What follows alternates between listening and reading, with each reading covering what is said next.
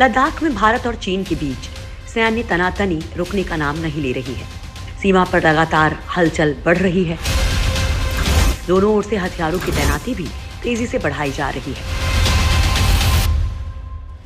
चीन की सेना ने वास्तविक नियंत्रण रेखा के पास अपनी मौजूदगी और ताकत बढ़ा दी है। Open source intelligence analyst Ted रेसफा ने सैटेलाइट तस्वीरों के हवाले से दावा किया है कि चाइना ने नई पोजीशन ली है और सक्रियता बढ़ाई है।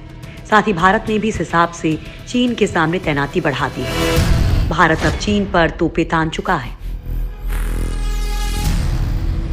वैसे चीन एक तरफ लद्दाख की सीमा पर किसी तनाव की बात से इनकार कर रहा है और दावा कर रहा है कि स्थिति सामान्य है, तो दूसरी ओर अपनी सीमा में सेना की मौजूदगी और सक्रियता दोनों बढ़ाता जा रहा है।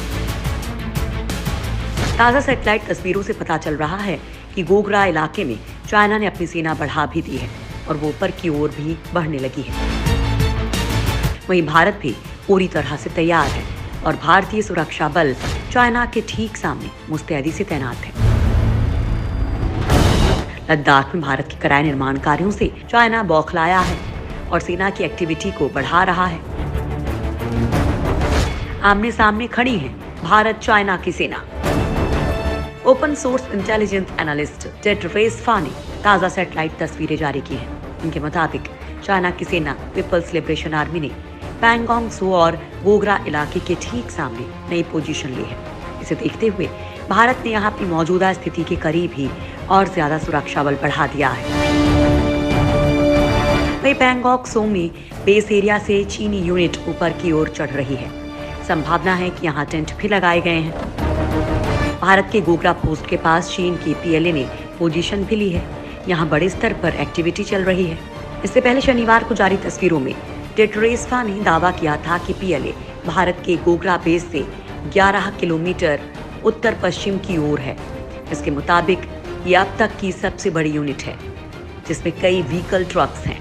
उसने साफ किया था कि चीन की सेना भारत की सीमा में दाखिल नहीं हुई है, जैसा कुछ मीडिया रिपोर्ट्स में दावा किया गया था। भारत ने समय रहते अपनी सेना सीमा पर तैनात कर दी थी, जिसके बाद पीएलए का प्लान फेल हो गया था।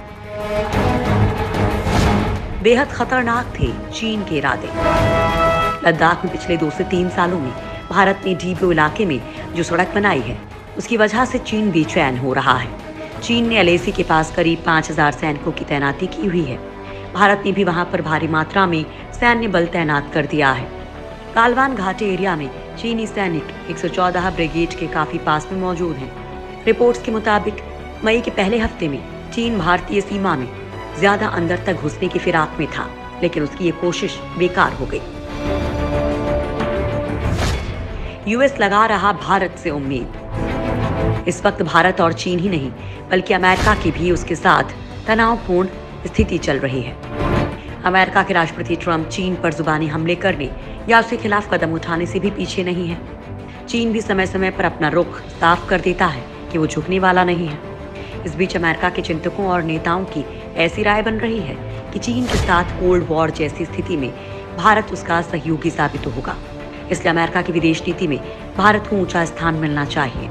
टेक्सास से रिपब्लिकन सीनेट जॉन कॉर्बिन ने इसे लेकर कहा है कि एक संपन्न, ताकतवर और लोकतांत्रिक भारत प्रभुत्व की चाहत वाली चीन की महत्वाकांक्षाओं को जवाब दे सकेगा।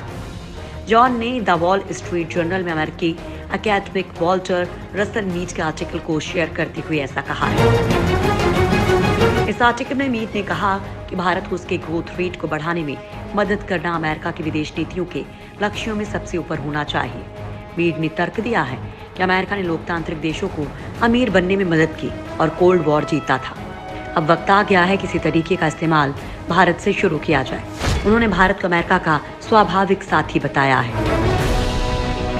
कोरोना वायरस की महामारी, साउथ चाइना सी में सैन्य ताकत के प्रदर्शन और हांगकांग चीनी दखल को लेकर अमेरिका से उसके रिश्ते तनावपूर्ण होते जा रहे हैं। मीड ने कहा कि बिना प्रधानमंत्री नरेंद्र मोदी की भारतीय जनता पार्टी सरकार की तेज कोशिशों के भारत की ग्रोथ एक रेट पर स्थिर हो जाएगी। इससे भारतीयों की आय तो बढ़ेगी, लेकिन देश चीन से पीछे होता जाएगा। लोकतांत्रिक भारत का ग्रोथ रेट चीन के साथ अंतर कम करने तक बढ़ाने में मदद करना अमेरिका की विदेश नीति का लक्ष्य होना चाहिए। अमेरिका ने उठाए कड़े कदम। अमेरिकी राष्ट्रपति ट्रंप ने चीन के खिलाफ अपना गुस्सा जाहिर करते हुए कुछ चीनी नागरिकों के अमेरिका में प्रवेश पर रोक लगाने का ऐलान किया। इतना ही नहीं, उन्होंने अमेरिका में चीन से आने वाले इन्वेस्टमेंट के नियमों को भी कड़ा करने का फैसला किया। आपको बता दें कि कुछ दिन पहले ही अमेरिकी कांग्रेस में चीन के खिलाफ कड़े कदम उठाए जाने को लेकर एक बिल पेश किया गया है।